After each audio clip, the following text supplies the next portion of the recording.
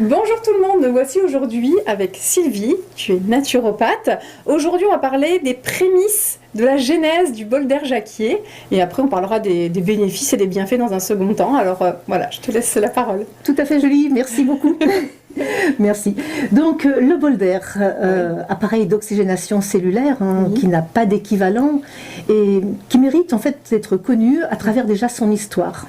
D'accord. Et j'ai envie de parler, pour commencer, pour introduire ces propos sur le bol d'air, de vous parler tout simplement des bains de forêt, des bénéfices des bains de forêt.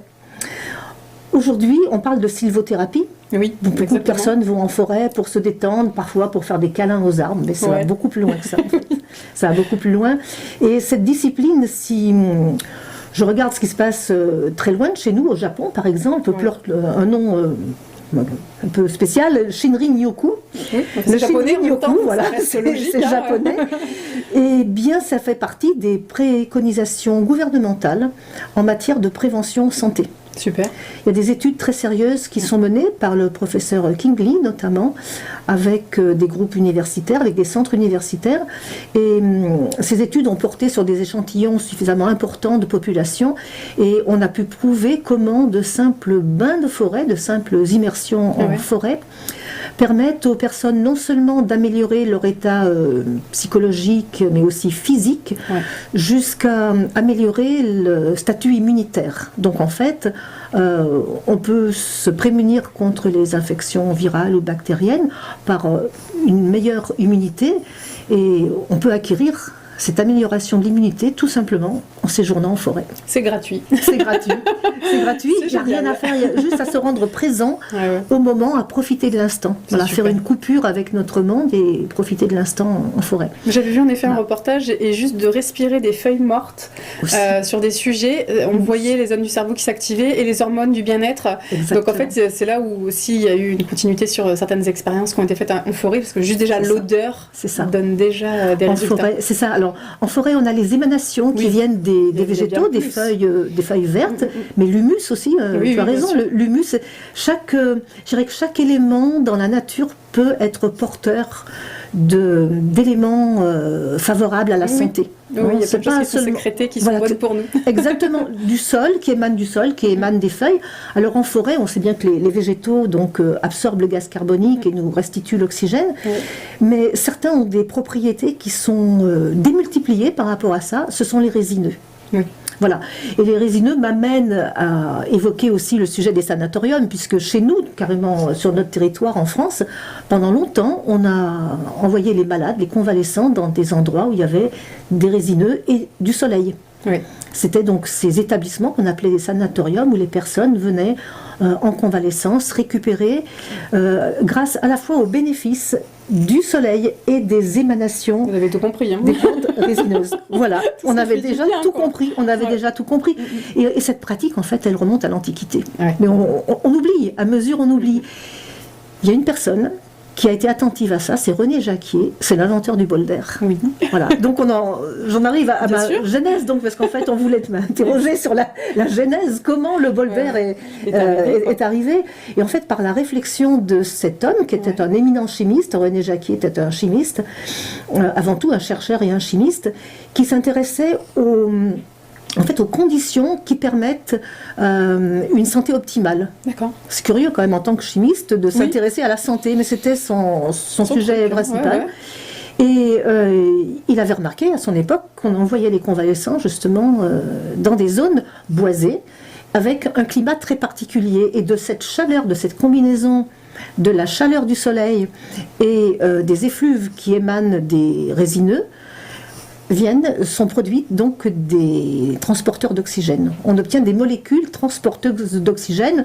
Aujourd'hui, si je me réfère à nouveau à la discipline Shinrin-yoku, on va parler de phytoncides. Alors ça porte un nom barbare.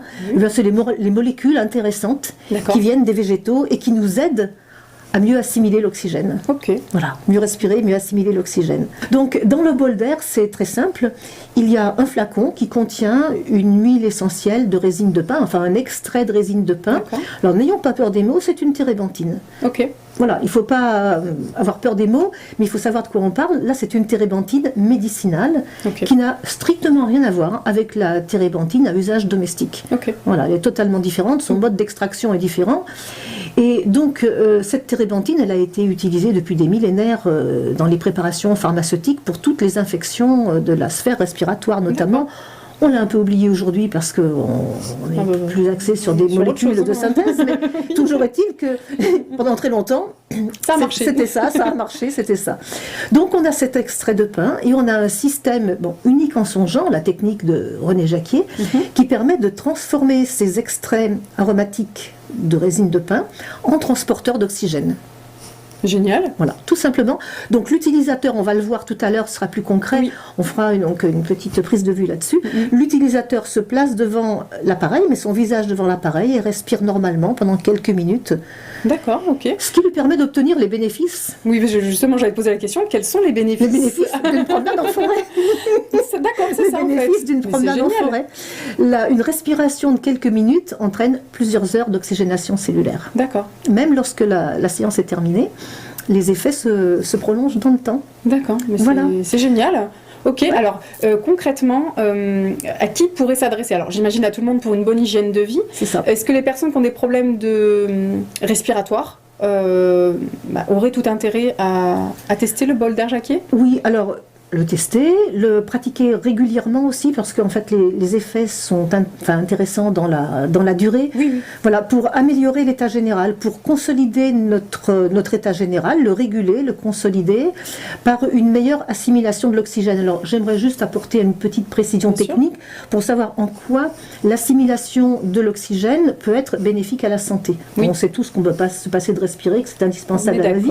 Mais que se passe-t-il? Que se passe-t-il à l'intérieur de l'organisme? En fait, quand on assimile l'oxygène, cet oxygène est utilisé au cœur de chaque cellule par des organites bien précis qu'on appelle les mitochondries. Donc on va trouver des centaines, voire des milliers de mitochondries à l'intérieur de chacune de nos cellules. Ces mitochondries sont des centrales énergétiques. Ouais. Ces centrales énergétiques fonctionnent à l'oxygène. Ouais. C'est leur carburant. Exact. Elles ont besoin comme carburant d'éléments nutritifs, notamment le glucose, mais ce glucose ne peut se transformer en énergie que sous l'influence de l'oxygène. D'accord. Comme quand on fait un feu, en fait. Quand on fait un feu, il nous faut un carburant. Voilà, le carburant de nos cellules, les nutriments, mais ce qui va permettre la combustion, donc la production d'énergie, c'est la bonne oxygénation. Et tout part de là.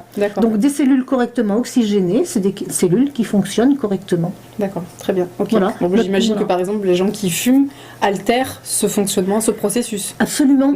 Si je veux par exemple essayer d'énumérer rapidement les raisons qui font qu'on est mal oxygéné, il y a les mauvaises habitudes de vie comme le tabagisme, la sédentarité, parce que si on n'active pas la circulation sanguine, vu que c'est le sang qui transporte l'oxygène jusqu'aux cellules, si on reste sur son canapé toute la journée, on est mal oxygéné. Oui, l'absence d'activité sportive et physique, c'est compliqué. Absence d'activité physique, bien sûr. Après, il y a d'autres raisons. Il y a le stress qui bloque souvent notre respiration. Oui, on est là.